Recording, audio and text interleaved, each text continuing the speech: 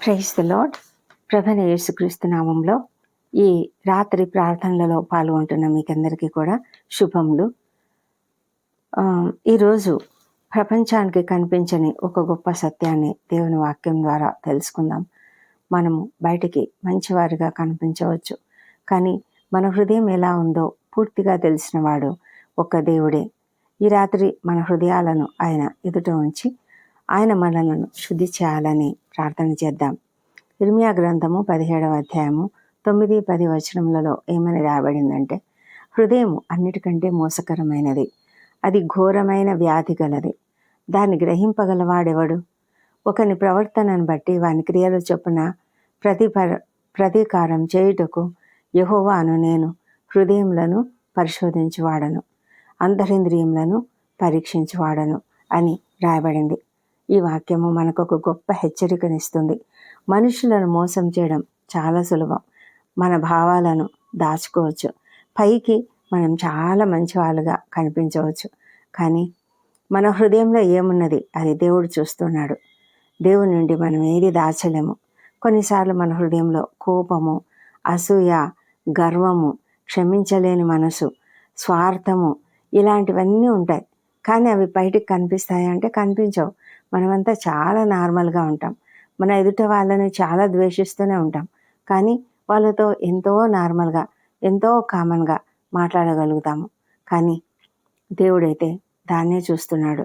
దేవుడు నువ్వు ఏ పని చేసినా, ఏ విధంగా చేస్తున్నావు, నీ హృదయంలో ఎలాంటి మోటివ్ ఉన్నది, నీ హృదయంలో ఎలాంటి భావనతో నువ్వు చేస్తున్నావు, నిజంగా పూర్ణ మనసుతో యథార్థంగా చేస్తున్నావా లేదా అన్న ఈ విషయాలన్నీ కూడా చూస్తూ ఉంటాడు. అయితే ఈ వాక్యము మనల్ని భయపెట్టడానికి కాదు, కానీ మనకు ఒక మార్పును తీసుకురావడానికి, మనలో మార్పును తీసుకురావడానికి దేవుడు మన హృదయాన్ని పరీక్షించడం అనేది మనల్ని ఏదో శిక్షించాలని, మన పట్ల నిజంగా ప్రతీకారం తీర్చుకుంటాడని కాదు, కానీ ఆయన మన హృదయాలలో మార్పు రావాలని ఆయన కోరుకుంటున్నాడు. అందుకే యెహెజ్కేలు గ్రంథంలో ఆయన ఏమంటాడంటే, నూతన మనస్సు మీకు ఇస్తాను, నూతన హృదయాన్ని మీకు ఇస్తాను, రాతి గుండెను తీసివేస్తాను, మాంసపు గుండెను పెడతాను, నూతన స్వభావాన్ని మీలో పెడతాను అని చెప్తున్నాడు. ఎందుకంటే ఆయన ఎవరిని నశింపజేయాలని కోరుకోడు. ప్రతి ఒక్కరూ మార్పు నుండి నిజమైన విశ్వాసంతో, నిజమైన యథార్థమైన హృదయంతో జీవించాలని ఆయన కోరుకుంటూ ఉన్నాడు. మరి దేవుడు మన హృదయాన్ని పరీక్షించడం శిక్షించడానికి కాదు, కానీ దానిని శుద్ధి చేసి తన చిత్తానికి అనుగుణంగా మార్చడానికి.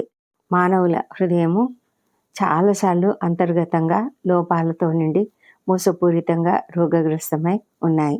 ప్రభు ఒక్కడే హృదయాన్ని శోధించి మనసును పరీక్షించి ప్రతి ఒక్కరిని వారి నిజమైన క్రియల ద్వారా తీర్పు తీరుస్తాడు. అయితే తీర్పు తీర్చడం కంటే ముందుగా ఆయన మనల్ని బాగు చేయాలని కోరుకుంటూ ఉన్నాడు. మానవ స్వభావంలోని అంతర్గత సారం తప్పుడు ఎంపికలను సమర్థించుకునేలాగా మనము చాలా గొప్పవారము అని చూపించుకునేలాగా, నటించేలాగా మనల్ని చేస్తూ ఉంటుంది. కానీ ఇది చాలా అనారోగ్యకరమైన విషయం అని మనం గ్రహించటం లేదు. ఇదే ప్రభువుకు దుఃఖం కలిగిస్తుంది. అందుకే మనల్ని బాగు చేయాలని ఆయన కోరుకుంటున్నాడు. ఏ మానవుడు మరొక వ్యక్తి యొక్క లోతైన సంక్లిష్టమైన ఆలోచనలను పూర్తిగా తెలుసుకోలేడు, కానీ దేవుడైతే అన్నిటినీ శోధిస్తాడు. దేవుడు కేవలం బాహ్య స్వరూపాలను మాత్రమే చూడడు, ఆయన రహస్య ఆలోచనలను మరియు నిజమైన ఉద్దేశాలను చూస్తాడు. కాబట్టి మనల్ని ఆయన పరిశోధించుకోండి, మీరు సరి చేసుకోండి అని చెప్తున్నాడు. మరి ఆ విధంగా చేసుకోవడానికి దేవుడు మనకు కృప చూపించాలని మనము ప్రార్థన చేద్దామా?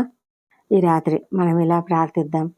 ప్రభువా, నా హృదయంలో నీకు ఇష్టం కానిది ఏదైనా ఉంటే దాన్ని తొలగించి నీకు ఇష్టమైన పవిత్ర హృదయాన్ని నాకు అనుగ్రహించు అని దావీదు 139వ కీర్తనలో ఏమని ప్రార్థన చేశాడో మీకు తెలుసు కదా. ఆయన ఏమంటున్నాడంటే, ప్రభువా, నా హృదయాన్ని పరిశీలించు, నా హృదయాన్ని పరిశోధించు, నాలో నీకు ఆయాసకరమైనది ఏదైనా ఉంటే దాన్ని తొలగించు, నన్ను నిత్య మార్గంలో నడిపింపజేయని అడుగుతాడు కదా. అదే విధమైన ప్రార్థన మనం కూడా చేద్దాం. ఈ రాత్రి నీ సన్నిధికి వినయపూర్వకంగా వస్తున్నాం ప్రభా. మా ప్రియ పరలోకపు తండ్రి, మా హృదయములను నీ ఎదుట తెరిచి ఉంచుతున్నాము ప్రభా. నీ వాక్యం ప్రకారము మా హృదయం మోసకరమైనది, మేము చూడలేని లోపాలను నీవు చూస్తావు. అందువల్ల మా అంతరంగమును పరిశోధించుము తండ్రి. మాలో ఉన్న గర్వమును తొలగించుము, అసూయను తొలగించుము, కోపమును మరి క్షమించలేని గుణాన్ని తొలగించండి దేవా. మాలో సంతోషకరమైన ఆత్మను నింపండి, సమాధానకరమైన ఆత్మను నింపండి. ప్రతి చెడు ఆలోచనలను నీ పరిశుద్ధ రక్తంతో కడగండి తండ్రి దేవా. దావీదు ప్రార్థించినట్లుగా మేము కూడా దేవా నాలో శుద్ధ హృదయాన్ని సృష్టించమని అడుగుతున్నాం దేవా ప్రభా. ఈ ప్రార్థన మా హృదయాలలో నుంచి, అంతర్గతంలో నుంచి మరి హృదయపూర్వకంగా యథార్థంగా ప్రార్థిస్తున్నాము తండ్రి. మా ప్రార్థన ఆలకించము, మా కుటుంబాలను ఆశీర్వదించండి తండ్రి. మాలో ప్రతి ఒక్కరిని కూడా దీవించి మా కుటుంబాలలో సంతోషమును సమాధానమును నింపండి. వృద్ధులను దీవించండి, వారికి మంచి ఆరోగ్యము దయచండి. చిన్న బిడ్డను దీవించి వారు నీ దయందును మనుషుల దయందును వర్ధిల్లున్నట్లుగా సహాయం చేయమని ప్రార్థిస్తున్నాం తండ్రి. మా దేవ ప్రభా, మరి ఎవరైతే అనారోగ్యంతో అస్వస్థతగా సీరియస్ కండిషన్స్లో క్రిటికల్గా ఉంటున్నారో అలాంటి వారిని అందరినీ కూడా స్వస్థపరిచి క్షేమంగా ఇంటికి చేర్చమని ప్రార్థిస్తున్నాం. కుటుంబ సభ్యులు ఎంతగానో ఆందోళన చెందుతూ ఉన్నారు, ఆర్థికంగా కూడా ఎంతో ఇబ్బందులు పడుతున్నారు. కనికరించి వారికి సహాయం చేయమని వేడుకొంచున్నాం ప్రభా. ఎవరైతే అనేక రకాల భయాలలో ఉన్నారో, అప్పుల సమస్యలో, ఆర్థిక ఇబ్బందులలో ఉంటూ కృంగుదలలో ఉన్నారో, ఈ దినం ఎలా గడుస్తుంది, రేపు ఎలా గడుస్తుంది, అప్పులు ఎలా తీరుతాయి, నా బిజినెస్ని నేను ఎలా పునరుద్ధరించుకోవాలి, లాస్లో నడుస్తుంది అని ఎంతమంది దిగులుతో దుఃఖంతో బాధపడుతూ ఉన్నారు. అలాంటి వారిని అందరినీ మీరు లేవనెత్తండి. వారి ఎదుట అనేక మార్గములను తెరవండి. వారి పరిస్థితులన్నీ మార్చమని ప్రార్థిస్తున్నాము దేవా. సంతానం కొరకు ఎంతమంది అయితే ప్రార్థిస్తున్నారో వారిని దర్శించి వారికి తప్పక చక్కటి సంతానమును అనుగ్రహించమని ప్రార్థిస్తున్నాము దయగల మా ప్రభా. ఎవరైతేనైనా చాలా వేదనకరమైన పరిస్థితులు, సంకటములలో, అన్యాయానికి గురైన వారు, అక్రమాలకు గురైన వారు, హింసలకు గురైన వారు, దుఃఖంలో బాధలో ఉన్నారో, అనాథలు, దిక్కులేని వారు, నిరాశ్రయులుగా నిస్సహాయులుగా ఉన్నారో, ఒంటరి తల్లులు, ఒంటరి మహిళలు ఎంత దుఃఖపడుతున్నారో, శ్రమలు అనుభవిస్తున్నారో వారందరినీ కనికరించి వారికి తగిన సహాయం మీరు అనుగ్రహించమని వేడుకుంటున్నాం మా ప్రభా. మరి రాత్రి వేళ ప్రయాణాలు చేస్తున్న వాళ్ళను క్షేమంగా గమ్యస్థానంకు చేర్చండి మా తండ్రి. రాత్రి వేళ డ్యూటీలు చేస్తున్న డాక్టర్లు, నర్సులు, ఇతర సిబ్బంది, అలాగే సైనికులు, రక్షణ శాఖలో పనిచేస్తున్న వాళ్ళని దీవించి వారికి అందరికీ కూడా నాయన ప్రభా అప్రమత్తతను అనుగ్రహించండి ప్రభా. నాయన వారిని నీ కాపుదల్లో భద్రంగా కాపాడండి తండ్రి. భయపడుతున్న వారికి నీ సమాధానం అనుగ్రహించండి. నిరాశలో ఉన్న వారిని ఆశతో నింపండి. ఒంటరిగా ఎంతమంది అయితే ఒంటరితనంతో ఫీల్ అవుతున్నారో, ఆత్మీయులను కోల్పోయి దుఃఖంలో ఉన్నారో వారిని ఆదరించి వారికి నీ సన్నిధిని అనుగ్రహించమని, ఆ సన్నిధిని వారు అనుభవించేలాగా సహాయం చేయమని ప్రార్థిస్తున్నాం తండ్రి. దేవా ప్రభా, రక్షణ లేని ప్రతి ఒక్కరిని రక్షించండి. భయంకరమైన జీవితం జీవిస్తూ ప్రభా నిన్ను ఎరగని స్థితిలో హృదయాలను తెరవకుండా తండ్రి మరి నీ విలువ తెలుసుకోకుండా ఉన్నారు. వారి హృదయాలను తెరవండి. వారి మనోనేత్రాలను వెలిగించి నేను తెలుసుకునేలాగా సహాయం చేయండి. ఈ రాత్రి సమయంలో తండ్రి అక్కడ మరి అనేక మంది యవనస్తులు, స్టూడెంట్స్ తండ్రి స్ట్రైకులు చేస్తున్నారు, ధర్నాలు చేస్తున్నారు, నిరసన చేస్తున్నారు.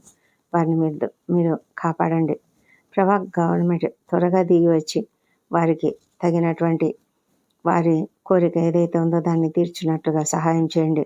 వారిపైన దాడులు చేయకుండా ఫోర్స్లను ఆపమని ప్రార్థిస్తున్నాం తండ్రి. వారు ప్రశాంతంగా నిరసన చేసుకునేలాగా కృప చూపించమని వేడుకొంచున్నాము మా తండ్రి దేవా. ఈ రాత్రి మేము నిద్రించబోతుండగా ఈ పగలంతా మాకు తోడై ఉన్న నీకు వేలాది వేల స్తోత్రం చెల్లించుకుంటున్నాం. మా పనులు, మా యొక్క ప్రతి పరిస్థితిలో మీరుండి మీ ఆధీనంలో మమ్మల్ని ఉంచుకొని మా మాటలు, తలంపులు, క్రియలు సమస్తం కూడా నీ చిత్తానుసారంగా ఉండి నడిపించినందుకు నీకు వందనములు. మా అపరాధములను క్షమించండి. ఇతరులు మాడగా చేసిన అపరాధములను మేము కూడా క్షమిస్తున్నాము. రేపటి దినం ఏం చేయవలనో అవన్నీ సిద్ధపెట్టుకొని ఉన్నాం నాయన. నీ చిత్త ప్రకారంగా మమ్మల్ని మా ప్రతి పనిని జయప్రదంగా జరిగించమని ప్రార్థిస్తున్నాము. ఈ రాత్రి మమ్మల్ని నీ రెక్కల కింద కాపాడడం తండ్రి. ప్రతి ప్రమాదం నుంచి, అపాయం నుంచి, చెడు యోచన నుంచి మమ్మల్ని రక్షించండి. ఆకస్మిక ప్రమాదంలో అనారోగ్యంలో కలగకుండా కాపాడండి తండ్రి. నీ రెక్కలను కప్పి ఉంచండి ప్రభా. మంచి నిద్ర రెస్ట్ పొందుకొని ఉదయకాలంన సజీవంగా ఆరోగ్యంగా లేచి నీ కృపలతో నూతనమైన ఆశలతో మేము మరి తిరిగి మా పనులకు వెళ్ళడానికి కృప దయచేయమని మా ప్రభువైన యేసుక్రీస్తు ద్వారా వేడుకొంచున్నాం తండ్రి. Amen, amen. ఈ రాత్రి ఈ ప్రార్థన మీ హృదయాన్ని ఆశీర్వదించి ఉంటే ఈ వీడియోను మీ కుటుంబ సభ్యులతోనూ మరియు స్నేహితులతోనూ పంచుకోండి. ప్రతి రాత్రి దేవుని సన్నిధిలో కలిసి ప్రార్థించడానికి మా ఛానల్ను తప్పక సబ్స్క్రైబ్ చేసుకోండి. దేవుడు మీ హృదయాన్ని పరిశుద్ధపరిచి తన సమాధానంతో మీకు చక్కటి నిద్రను అనుగ్రహించునుగాక. దేవుడు మిమ్మల్ని ఆశీర్వదించునుగాక.